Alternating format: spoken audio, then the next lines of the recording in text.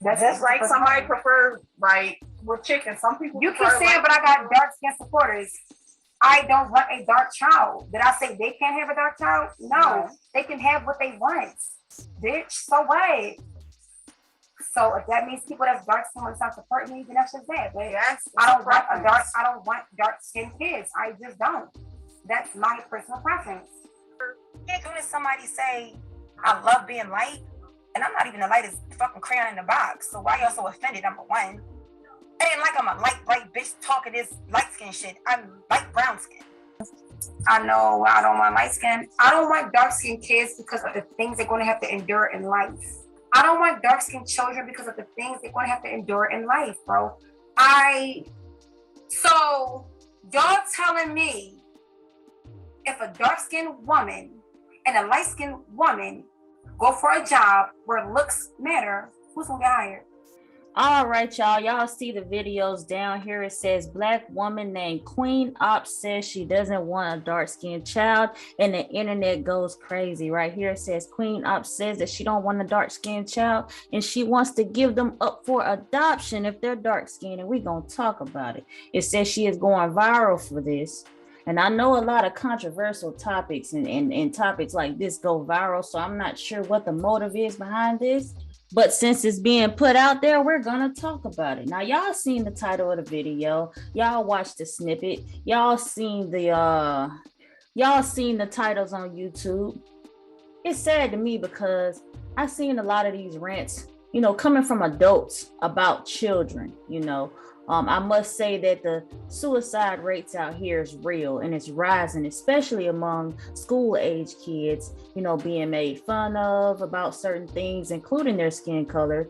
And videos like this, not birthing black baby boys, not birthing black children at all, just don't make it any better, especially when they come across content like this. A lot of times people may be searching this type of stuff just to get clarity or get information about how they can overcome being made fun of when it comes to their skin tone, and they might come across a video like this. So to me, I just feel like people should just be very careful with the information they put out there, especially when it's concerning children, because they're in a more vulnerable stage in life. But let's go ahead and talk about this.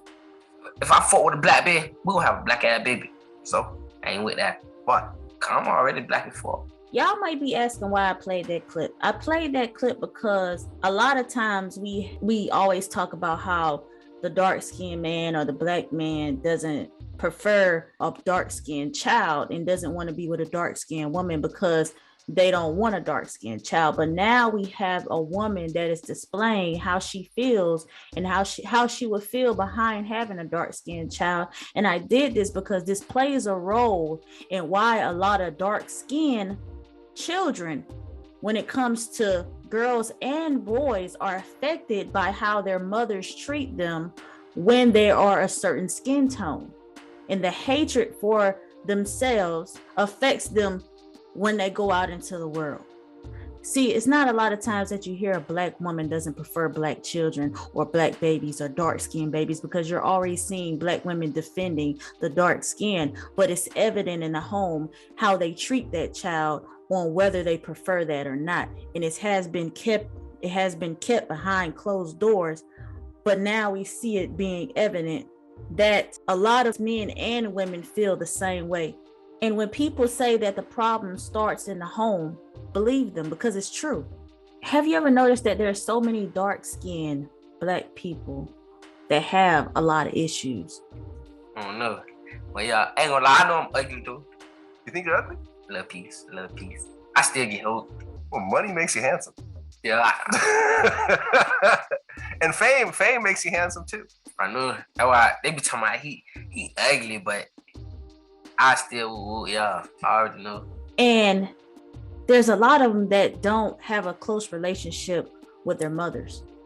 And I want to clarify that I'm not saying that all of these people's mothers hate them. What I'm saying is that the people in our environment, in our school system, that learn this type of behavior from their homes is part of the problem on why we can't work collectively on trying to correct this type of behavior. And that's what makes it so hard for some of the good parents out there that are doing their job, because there's other parents out there that are teaching their children this information and this self-hate. When you're told something over and over and over again, you start to believe it, and you start to believe something is wrong with you. I mean, look at Kenya Moore, for instance. Look at Kenya Moore and her story with her mother being a dark-skinned woman, and a lot of other dark-skinned men that share the same sentiments when it comes to either one being made fun of for being dark-skinned. I always felt a little better when there was like a darker skinned girl in the room, and just, you know, I don't know. I just wanted to be a little lighter. My mom is like bright, and especially when she was younger, she was like white. She was white, and I'm just like, how am I so dark skinned? My dad's blood is strong, guys. So yeah, like just growing up, I always wanted to be lighter. So the older I get, you know, the older I got, even in high school, I was just like, man, I'm dark skinned.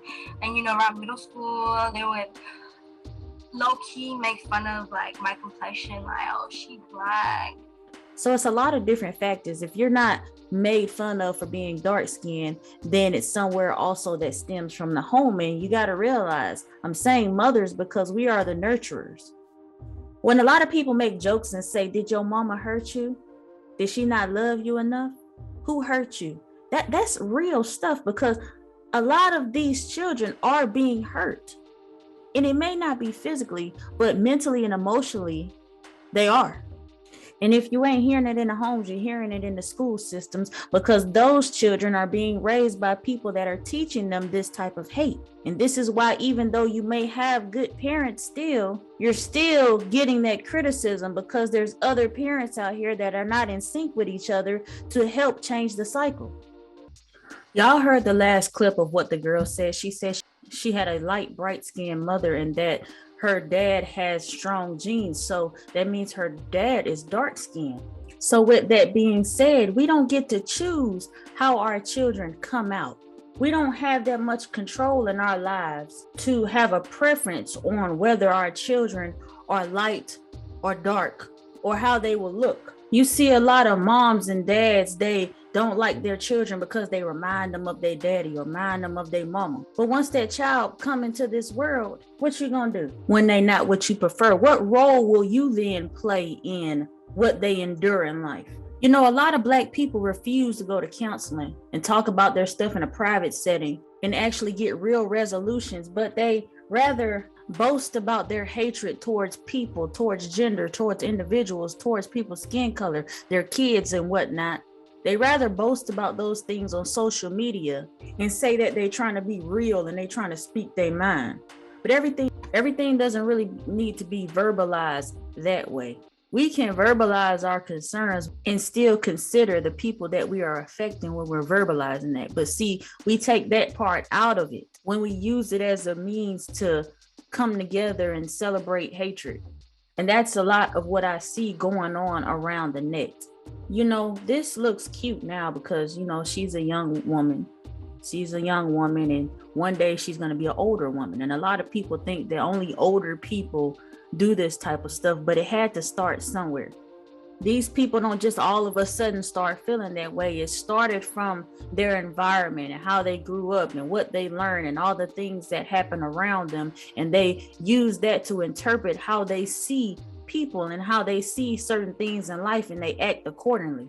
And so one day this young woman is going to be an older woman that is probably going to be like many other women that spew hatred towards their dark-skinned children or grandchildren. And they may not even realize that they're doing it. But at the same time, they don't even want to be told that they're not doing it right. And a lot of that is a lack of accountability when it comes to self-feelings versus another person's feelings. Now, a lot of women have been dragging her across social media, and I'm not sure why so many people are surprised, being that this has been evident in the home for many years on a level of love amongst many mothers and grandmothers that they display between the two when it comes to light-skinned children and dark-skinned children, when it comes to men and women per se, whether that be colorism or or gender based, there has been a level of selectiveness when it comes to how these mothers plan to love on their children. And that's just something I don't believe should be selective or planned out when it comes to unconditional love, being treated fairly and equally as a human being, no matter what you look like. And that's something that we need to get help with when we can't treat people how we want to be treated, or understand how our actions can impact and play a role on someone else's life, preferably our children, because that's who we're responsible for. And I know some people are going to be like, that's my preference. That's my preference. Everything is my preference, my choice. And we do have choices in life. Some we can control and some we can't control. But I'm just going to make an example. Let's leave the kids out of this. Let's just say a person is interested in you and they show you that they're interested in you, but you're not interested in them because they're not your preference. Do you then tell them and verbalize, hey, I don't prefer you because you're dark. I don't prefer you because you're short. I don't prefer you because you're fat. Or can we just say, I'm not interested? See, that's a lot of the problem that us Black people have when it comes to consideration, communication, trying to brutally attack someone's character or their physique, or bringing someone else down just to build yourself up, operating on a revenge mindset towards people that haven't done anything to you. One down, more to go. Making sure we contribute to making others insecure because we're insecure, versus showing care, kindness, and consideration when we verbalize things because we care about that person's feelings. And we are quick to say, I don't care about your feelings. I don't need friends. We have a weird mentality that we kind of self-sabotage ourselves because we're the only ones doing this to ourselves in 2021. We can't blame it on nobody else now. And a lot of these children display a lot of physical, verbal, and emotional abuse towards their dark-skinned daughters and sons because of their deep-rooted feelings about how they feel about it. This is just the first time that we're able to witness it being verbalized and vocalized by a woman, but it ain't nothing new. There is something about the Black community that lacks a level of humility, I see. Where we're only just able to love, sympathize, and be responsible and accountable under conditions. You know, we got this level of selfishness about us. And I want to focus on her saying that dark-skinned babies are her preference. Well, when we think about a preference, we think about options. You know, you prefer the steak instead of the chicken. Or in a romantic sense, you prefer what's more appealing to you. To prefer something is to take a greater liking to that particular thing. And that's a part of what's wrong with our community and what's wrong with using that word preference, even when it comes to children, and why the community either hates each other or ourselves, because it starts in the home when the parents take a greater liking to one child over the other for whatever reason that may be. One thing we fail to realize is that when it comes to responsibility in creating a child, if that's what we choose to do, because you don't have to, we don't get to choose a preference. We don't get to choose how our baby will come out. You have babies that come out disabled. You have babies that come out all types of ways, but we don't get to decide what God has in store for our lives. Once we have sexual intercourse without a condom and you create a child, now that is your responsibility. That is a different type of love, which should be unconditional, that is created when you participate in that. The best thing a person can do with that mindset is not bring kids into this world at all. Because like I said, we don't get a choice in that. So she said if she had one, she would put it up for adoption. Well, let me take that back. I didn't hear her actually say that. One of the titles said that if she had a dark-skinned child, she would put it up for an adoption. So I'm assuming that there may be a longer video out there that I haven't seen to where she went more in depth in the conversation. But someone in the chat asked, why don't she like dark-skinned babies? And she said, It's because of all the stuff that they would have to endure just for being dark skinned. Go back to the video and watch the little part where she said that. I just want to mention something before I keep going. We are in control on changing the cycle. We are in control of our children's future. We have had the most support in our lives now as Black people and as dark-skinned people than we ever had in our whole lives. And we're treating being dark-skinned like it's a disability. There is so much support and so much attention and movement that has been brought on with this cycle. There's a whole channel. Chrissy made a whole channel about this. And there's so much support behind this channel and many other channels that speak about this stuff, to where we treat this as it's a disability and not using it in a purpose it's supposed to be used for, to better our community, to where we rather spew it on to our unborn children that are not even here yet. So whose fault is that when our children start hating themselves? Are we going to blame everybody else? Or are we going to be accountable for spewing this hatred out on unborn children before they even get here? Because you're already saying you don't like dark-skinned children before they even arrive. But then when people want to point out what the problem is, everyone gets mad at the person that's calling it out and not just seeing it for what it is. See, what we got to realize is you can't make everybody like you. We're only responsible for our own culture.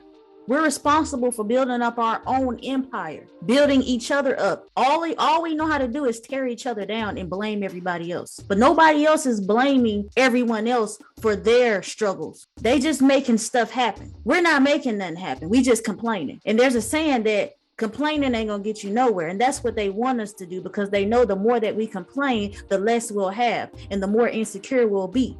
And so we'll stay at the bottom. But nobody wants to be told that they're the problem. And that's the problem. And there's a lot of stuff I've been wanting to talk about surrounding this topic, but we got to do some self-work. We got to do some self-healing. We got to get some self-love going on, because we got a lot of stuff. We got to go through a lot of stuff in life. A lot of people got to go through a lot of stuff in life, whether that be having a disability, whether that be a tragedy, mental illness, homelessness, all kind of stuff people go through. And we should start being more blessed for our mind, health, and strength in the things that we have in our life. We need to start being more blessed with what we got, because stuff could be way worse. And we don't want to make it worse, because like I said, suicide rates, especially among school age kids, is on the rise. And we don't want to continue to be a part of the toxicity when it comes to the continued dissatisfaction that we have amongst our people and our skin tone, and just be a part of a change, because we have that ability to do so. It's easy to stay stirred up into the negative parts of it instead of embracing the positive. She doesn't even realize that she is part of the endured difficulty that she's speaking of. Now this child would want to know why you hate them, why you wasn't good enough for them to raise, why you gave them away, etc., etc. You're a part of the endurance that you're speaking of. It's a mindset. All we got to do is change the cycle, but instead we move in a selfish way to where it's all about me. What happened to me in life? We can't change the cycle because we're so bitter that we would rather spew it on to our children instead of showing them love and showing them something that we didn't get to experience. When it comes to responsibility, equality, fairness, and unconditional love, that's not supposed to look like nothing. That's not a preference. That's something that you should already naturally have. It's one thing to give your child up because you couldn't take care of them. And I'm not saying she said this because I didn't hear that part, but the title said it. So in case that was said, it's one thing to not want to take care of your child because you couldn't take care of them. But it's another thing to say it's another thing to say that you don't look the part. You don't look the part, so I can't take care of a child that don't look the part. Well, that's just showing a lack of caring and compassion for human life. Not to mention, there are a few people, even in the comments section, agreeing. And I think that's why a lot of people are so disturbed by this comment, by this statement, and can make a lot of sense of why children have been mentally abused and why they are going through the things that they're going through, because the cycle just keeps on continuing. This is why we need to go to counseling, so we can learn about compassion, human life, learn about caring, compassion, humility, unconditional love. We need to learn what that is and what that looks like, and learn that it's not a preference. We have to start learning how to care for other people. Because I don't see that a lot out here. I just don't see that a lot out here. Us human beings have to just learn how to get that hatred out of our heart, get that hatred out of our spirit. That's really all it boils down to. You guys, like, comment, subscribe to the channel if you like this video. Go ahead and comment below. Let me know what y'all think about this. I know everybody's not going to agree. It's a hard subject, hard topic to talk about.